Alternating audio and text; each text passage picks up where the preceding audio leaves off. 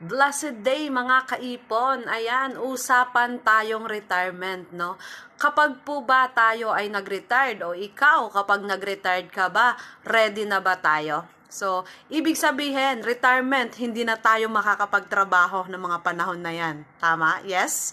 Of course, no? So, pag tayo ay hindi na nakapagtrabaho, dapat alam natin na tayo ay gagastos pa rin.